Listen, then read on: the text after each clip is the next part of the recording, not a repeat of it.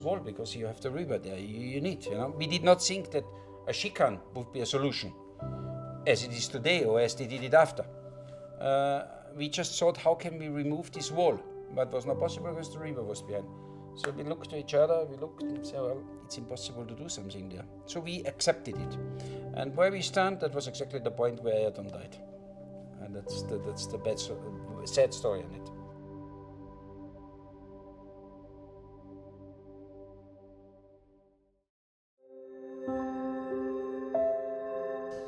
Eu tenho cabelo, eu tenho pente e tenho a tesoura que eu cortei o cabelo dele na Grécia. Eu tenho guardado. Mas isso é uma coisa minha que está fechado a 7 chaves, tipo num cofre. Ele não gostava de cabelo muito curto. Ele gostava que deixasse o cabelo dele assim mais para comprido. E, inclusive, ele não gostava que deixava as orelhas dele de fora.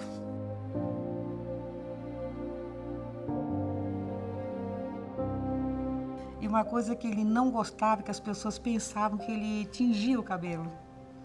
Que de vez em quando o cabelo dele tinha umas nuances assim, mais dourada, com mais brilho. E o cabelo dele era muito bonito, mas era um cabelo difícil. Era um cabelo que eu ficava horas cortando. Enquanto eu estava mexendo no cabelo dele, ele ia relaxando, relaxando, até que ele dormia. Ele dormia, eu falava, ah, meu Deus, e agora, como é que eu vou continuar o corte? Mas eu deixava ele dormir, porque eu sabia dos fuso horário dele, do cansaço dele. Então eu fazia tudo para que ele até dormisse mais, para que ele descansasse. Até que chegava uma hora que eu dizia, Ayrton, terminou, está na hora de acordar. O que ele fazia na vida privada era para ser privado, ele não achava... Ele não queria que ninguém soubesse. Não precisava alardear a masculinidade dele. Esse era o jeito dele. Sempre tinha aquelas que vinham, sei lá, eu amigo de alguém, que vinha organizar, ficava de pé na frente do box, ou seminua, ou obviamente se insinuando. Se ele achava bem, ele pedia para alguém armar o telefone da mulher. Mas até acabar o fim de semana não acontecia nada. Depois aí não era mais minha jurisdição.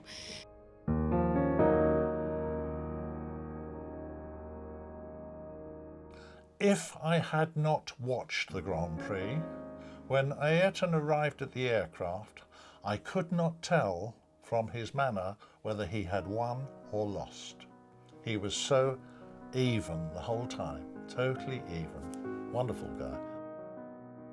Normally people who own private jets, they're egocentric megalomaniacs, and many of them, and in fact the vast majority of them, were gangsters. But Ayrton was totally different, and as I say, there was only 3 people that I ever worked for that were straight. I used to say, come and fly your jet. It's your jet, right? Come and fly it, you see. And I taught him to... I didn't need to do much teaching because he already flew the helicopter. There were just a few things that I had to point out, but in general, obviously, he had a magnificent feel for the aeroplane.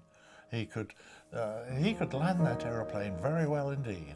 It was my responsibility to make sure that he didn't do anything silly, right? But he didn't do anything silly.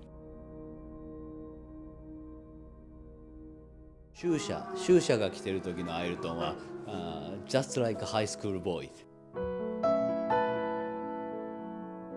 Ele ficou apaixonadésimo de 4, mas... E a impressão que eu tenho das outras pessoas contando é que, enfim, ela queria viver a vida em público e ele não queria viver a vida em público. Mesmo depois de amadurecer tudo, ele nunca quis viver a vida em público. Ele não queria contar para a imprensa o que ele come no jantar, nem qual a roupa preferida dele, nem nada. Tudo que ele pudesse preservar, ele preservava da privacidade dele, enquanto, pelo que eu entendi, a Xuxa, né? Sei lá, a vida com a Xuxa era uma coisa muito na mídia, exposta, que ele não queria, que ele não gostava.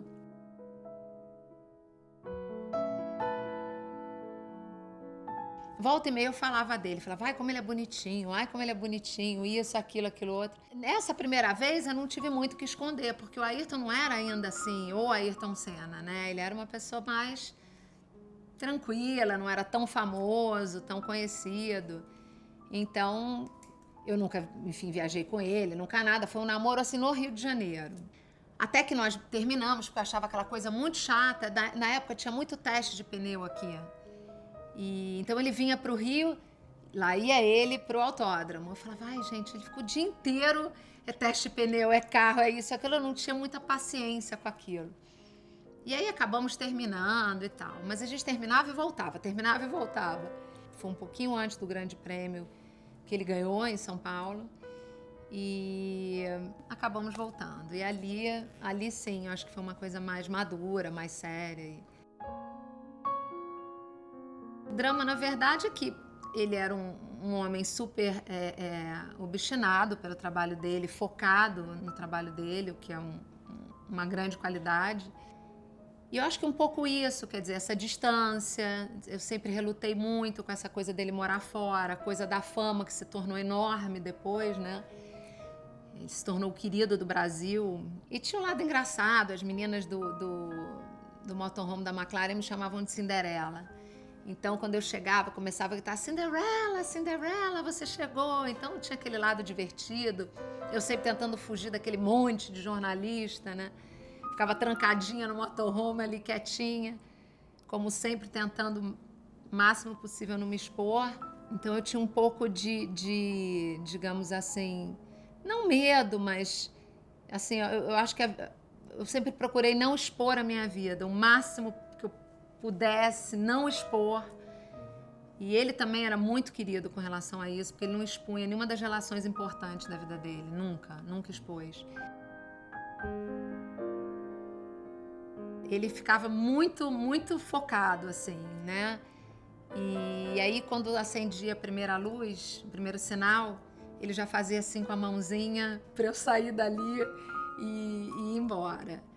E sempre com o olhinho focado para a pista, super concentrado. E aí eu sempre jogava um beijo para ele me jogava um beijinho assim com a luva, piscava e eu saía. Tinha um lado muito angustiante, porque é uma profissão perigosa, né? Então, às vezes ele brincava comigo, quer que eu ganhe e tal? Eu falava, quero que você volte. Eu não queria em momento algum ser aquela que tá, poxa, mas você vai correr a vida inteira? Poxa, mais isso, mais aquilo. Quer dizer, eu admirava profundamente ele como ser humano, profundamente ele como homem, profundamente como profissional que ele era, mas em algum momento aquilo não se encaixava mais na minha vida.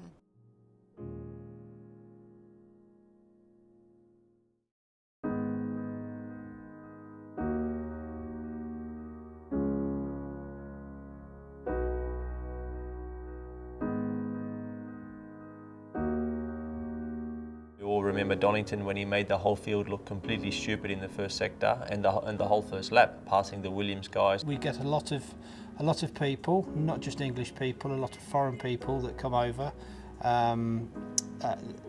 Senna to them was their all-time hero, and it's somewhere where they can come, they can actually see the car that he drove, they can see the garden, they can see the memorial. And it's just somewhere where they can come and reflect and remember times. It was an absolutely fantastic race for the spectator to actually see, and I think people like Prost, they were sort of saying that there wasn't very many overtaking points. After the race, he retracted that and said yes, it was a good race. This feeling that he had to go to the grip that nobody else knew was there until maybe 7 or 8 laps later. He made the Prost like an incapable driver, something like was not even able to drive. Another part of your brain is saying, you're watching history being made here. Senna, Prost, Senna por dentro, Prost força, quase se tocam no hairpin, Ayrton Senna vai pra ponta. Yeah, that was an incredible moment watching that race. But I mean, I was still very young. Well, I like to blank it out of my mind, but yes, the whole weekend was a bit of a nightmare from the certainly from the point of view of the result. Quando ele cruzou a linha de chegada, ele parou logo, assim, depois,